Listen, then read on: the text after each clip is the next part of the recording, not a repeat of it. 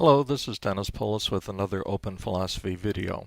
In this video I will be responding to some criticisms made by Wisdom in Nature 7 on my theory of truth, as outlined in my videos numbers 2, 3, and 4. Let's begin.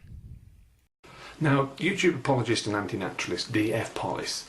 Now, I don't want to be too picky, but none of my videos really are apologetics. Apologetics is the defense of religion, and not one of my videos, and certainly not videos 2, 3, and 4, have anything to do with apologetics. The closest is my video 15, where I show that God exists. But I show that God exists in the context of the logical closure of scientific explanation, not in defense of Christianity, Judaism, Islam, or any other religion. And certainly my theory of truth is not anti-naturalist. Many naturalists accept the correspondence theory of truth and could accept everything which I say in these 3 videos.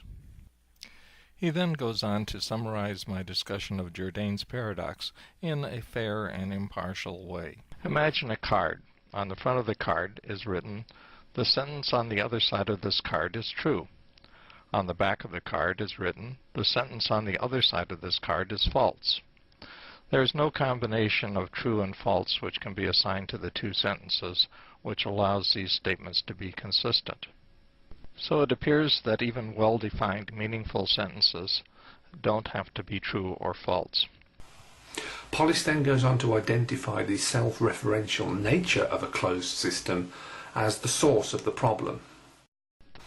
Next, he asserts that truth cannot be consistently applied to and thus derived from a closed system of thought, and that truth can thus only be applied to and derived from an open system of thought.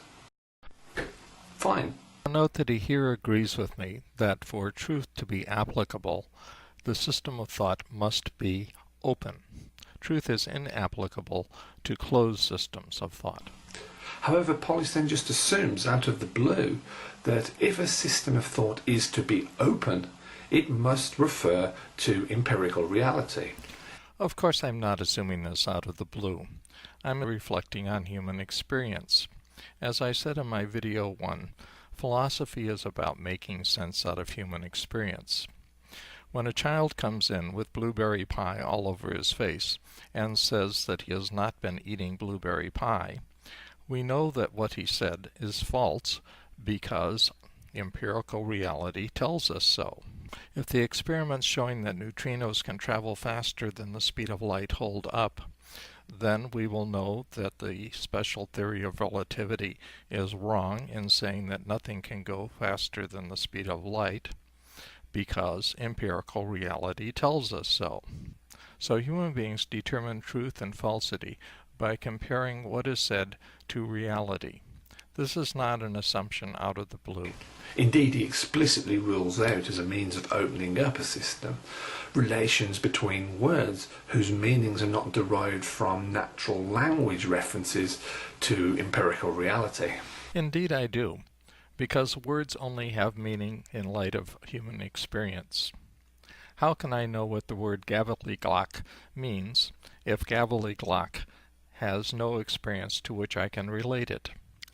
It is only by pointing out shared experiences that we are able to determine the meaning of words and so communicate. Each word reflects an experience or something abstracted from an experience. The only other suggestion for coming to know is by some kind of innate knowledge, an awareness of the Platonic world of ideals, perhaps. But certainly Wisdom in Nature 7, who is a naturalist, does not believe in a spiritual Platonic world of ideas.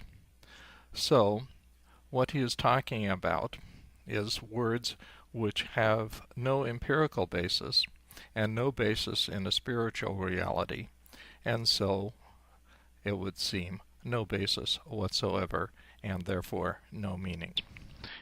If we're speaking of something other than human experience, like other sentences which don't ultimately refer to human experience, the idea of truth and falsity just simply doesn't apply.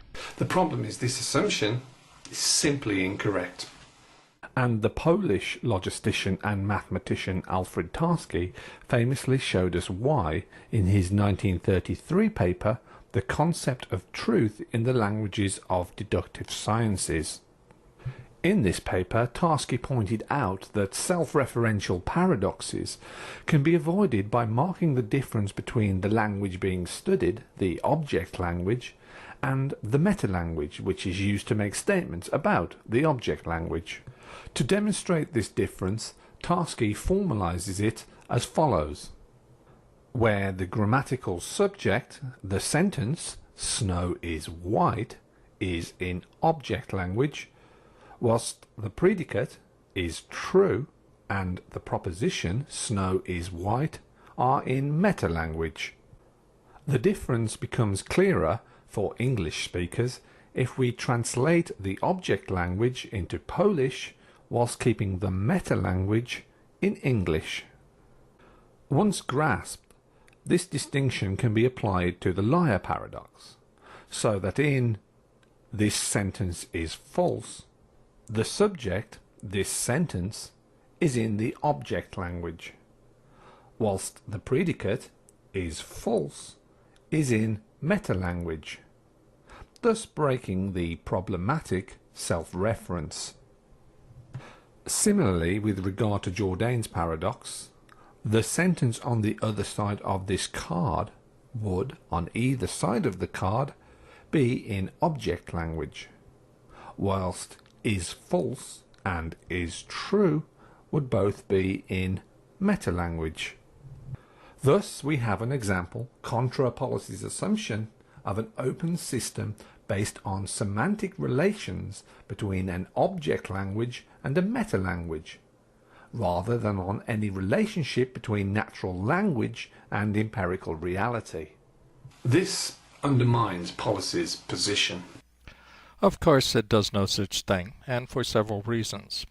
First of all, the purpose of my original video, video 2, which is the one he's concentrating on, was to show that we can resolve paradoxes such as Jourdain's paradox without recourse to the apparatus of metalanguage versus language. Wisdom in nature has done nothing to show that the paradox cannot be resolved in the way in which I suggested. Secondly, Tarski is quite clear that his analysis applies only to formal languages and not to natural languages such as English. I'm not particularly interested in formal languages because I see philosophy as dealing with human experience and making sense of human experience. Formal languages are very peripheral to our normal everyday experience, whereas natural languages, like English, are central to our communication and reflection. Third, Wisdom in Nature has not said how he thinks the distinction between language and metalanguage can resolve the paradox in natural language. Fourthly, as Wisdom in Nature knows, Tarski was defending the correspondence theory of truth. What Wisdom in Nature 7 has not said is that Tarski's truth condition is essentially the correspondence theory of truth. Take a look at this slide. What it tells us is that the sentence "snow is white" is true if, and only if, snow is, in fact, white. That is to say that we have to look out the window and see whether snow is white or not in order to know whether the sentence is true or not. This is exactly the correspondence theory of truth. Because if truth were, by definition, correspondence to reality as he portrays it would be necessary for truth. And yet, as Tarski demonstrates, it is not. At least not for the reasons that Polis suggests. Nor, it would seem, is correspondence necessarily sufficient for truth, given that there are alternative and contextually viable theories based on coherence or on practical considerations.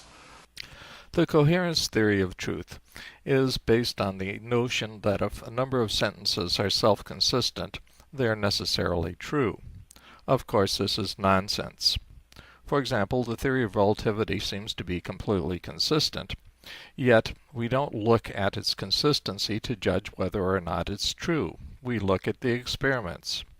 If neutrinos turn out to really go faster than the speed of light, then we'll know that the special theory of relativity is false, not because it is not coherent, but because it doesn't agree with our observations of reality.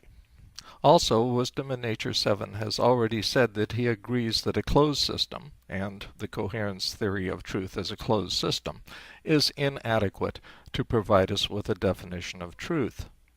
So why he's appealing to the coherence theory now is very unclear. As for practical considerations, aren't practical considerations essentially looking at reality to see what works and what doesn't work? What nature tells us is adequate and inadequate? And isn't that exactly what I said? Namely, that truth has to be adequate to our needs, adequate to reality? So I've already covered practical considerations by saying that truth is analogous, that it depends on the needs that we have. If it is adequate to those needs, then something is true relative to those needs. If it is inadequate to those needs, then it is untrue relative to those needs. If our need is metaphysical, then we're speaking of an absolute correspondence to reality. But if our need is practical, a practical adequacy is perfectly fine for truth. Therefore, inasmuch as his grudge against naturalism rests on this homemade correspondence theory of truth, and I think it does at several vital points, well, Polly seems to have shot himself in the foot at his very first step. Of course, I have no grudge against naturalism. I merely see it as completely incoherent and incompatible with reality. The theory of truth that I support is a theory which could easily be supported by an atheist. It has nothing to do with naturalism per se. The idea that when we say something, we mean something about reality, we mean the corresponding thing about reality, and if what we say doesn't agree with reality, then it's false, is not something which is particular to theists versus atheists, and in fact it is at the core of the scientific method. What I'm defending here is empiricism versus the a priori approach and the disconnected approach which Wisdom in Nature 7 seems to be favoring. I've asked Wisdom in Nature 7 several times to give me examples of how his theory of truth, whatever it may be, because I can't determine what it is, differs from the correspondence theory. In particular, I've asked him for examples of sentences which are true under the correspondence theory and false under his theory, or the reverse. He has been completely unwilling to provide any examples. What Wisdom in Nature 7 seems to be defending is a view of truth in which truth is disconnected from reality. This may be adequate in some closed system, but it is completely inadequate to the needs of science and normal living. Thank you for watching.